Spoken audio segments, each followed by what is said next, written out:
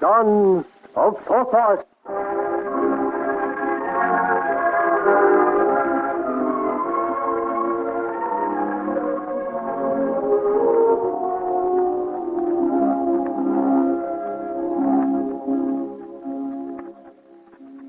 The secret passage from the summer house has led Joel to a room in the Chateau Marley, where the unconscious Aurore lies on a great stone bed, watched over by the old Duke of Armada.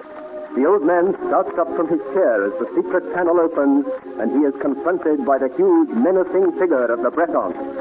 But old and frail as he looks, Aramis is not easily frightened. He stands his ground and faces Joel unflinchingly, while the Breton, towering over him, glances quickly around the room, sees Aurore, then turns back grim and purposeful to his enemy. Yes, my lord, it is I, Joel of Maria.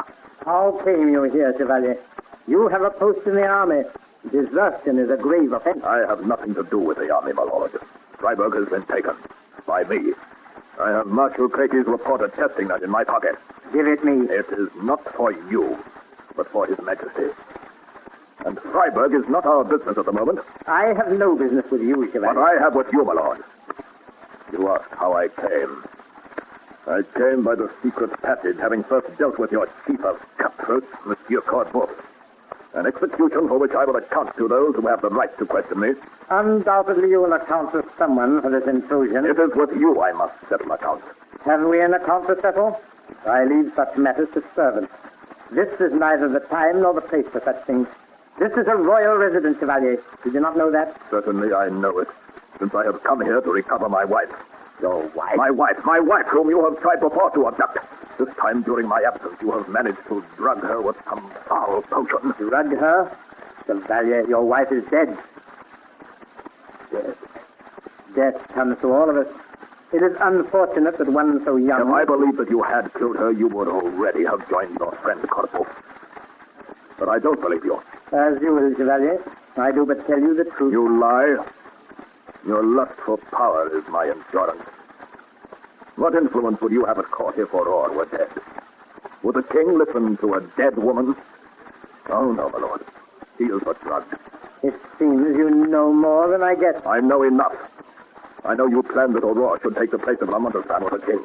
That I was married to Aurore to suit your plans and sent to Freiburg in the hope that German bullets would succeed where your secretaries had failed. Young man, if you knew so much, you should have had the wit to be silent. Your infamy robs me of all wit. You think I lightly renounce the gains of what you call my infamy? Gains for which I've gambled all? Come, I'll be generous. Let us share, or I'll take all. Share? Think, my boy, think. The highest state reasons constrain me to act this part. The sacrifices I require are necessary to the peace of the world. The peace of the world. You're a lad of intelligence and must surely understand that such a cause as that is worth any sacrifice. Sheathe your rapier then and cease to glare at me so. Be sensible. Get you gone. I go with my wife. Oh, you try my patience, you Breton clod. Yes, I would not wish to harm one so young.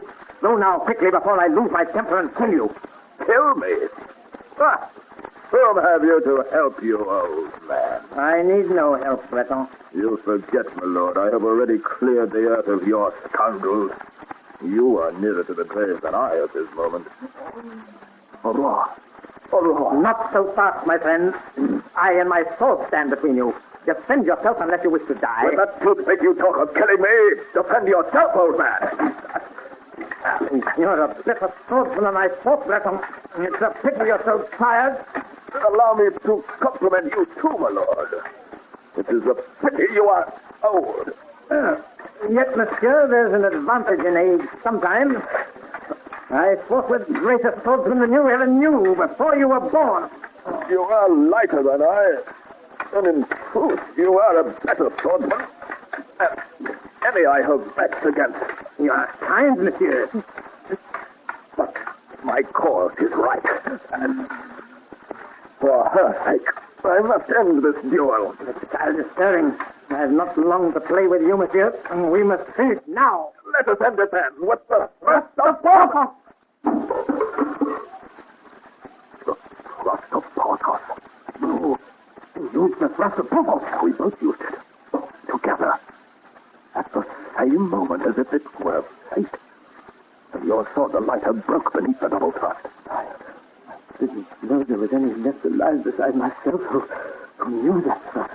Which Porthos himself. Porthos himself, you knew Porthos. He was my friend. God rest his soul. He was my father. Your father? Porthos, your father? And I should have guessed it. He died because I drew him unwittingly into a tragedy. Porthos, the strongest of us all. I killed him innocently, heaven knows. Now it seems I have almost killed his son. Who then are you? I do not understand at all. They call me Aramis. And you, the son of Porthos, my brave Porthos.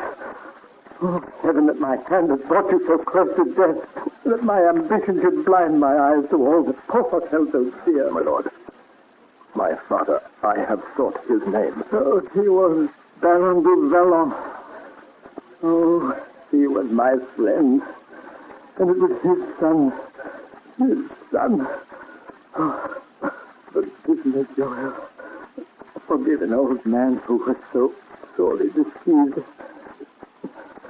You have no need to kill me now, for it seems I cannot live with such a weight upon my conscience. And yet I wish to live, to reign, and have all the world for one. That's one I... Lord, Aramis, sit down.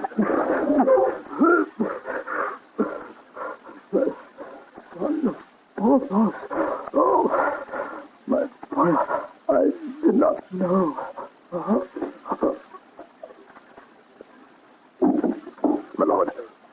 My lord,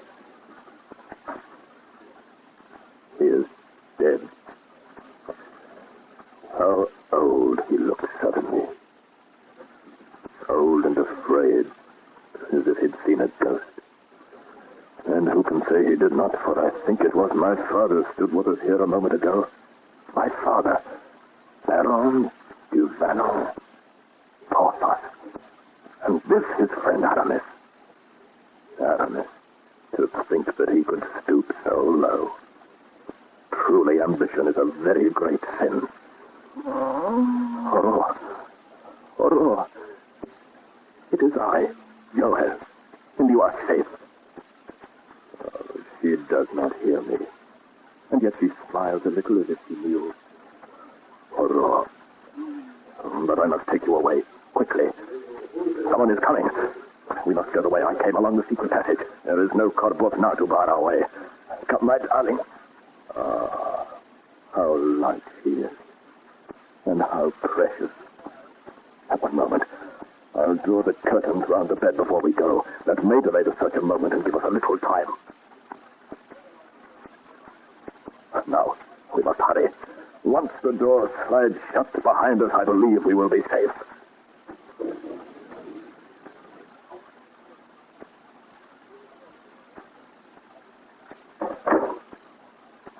Very well, very well. Give me excuse-moi. I have business with the Duke Rama. I don't wish to be disturbed. It doesn't matter how urgent it is. Tell Madame I'll see her some other time. Hello. My Lord Duke. I saw he is asleep. So much for the great courtier, who so far forgets his manners as to beat his liege with snores and slumber. How old he looks. How old and ill. But what is this? What have I sipped on? A broken sword. My lord, Almada. Almada. I was mistaken. This is not sleep. It is death. The accomplished courtier has committed the unpardonable sin. He has sat death beneath the eyes of a king. But of the girl? Gone. A dead duke, a broken sword, an empty room. will explain these things for me? Who will tell me what drama has been played here while I was delayed? I will, my liege. Madame de Séguier, what business have you here? Most urgent business, sire. I do most humbly crave a hearing. It seems I have already refused you one, madame. I sent a message I will see you later. And I received it, your majesty. But yet I had to see you. Do the wishes of your sovereign mean nothing to you? What right have you in these apartments? The right of justice, sire. Your majesty must listen to me. Must? What talk is this? Does no one abide by the etiquette of the court any longer? Is it not meet a sovereign should be forced to look on death, and yet there sits my lord of Almada, and you disobeying the orders of your sovereign lord? When I had already informed you, madam, I did not wish to be disturbed. Sire, I am the governess of your children. I have watched over them, protected them, loved them. And through them I have come to revere their father and look upon him as my friend. Well? One protects one's friend, sire. And it is because I learned that you were being deceived by those you trusted that I braved your anger, disobeyed your orders, and came to you here. Even as I braved my mistress's displeasure and disobeyed her orders, rather than let the children fall into danger. What is all this about? If you would but grant me a hearing... Very well. Come with me where we can talk undisturbed. I will hear what you have to say, madame.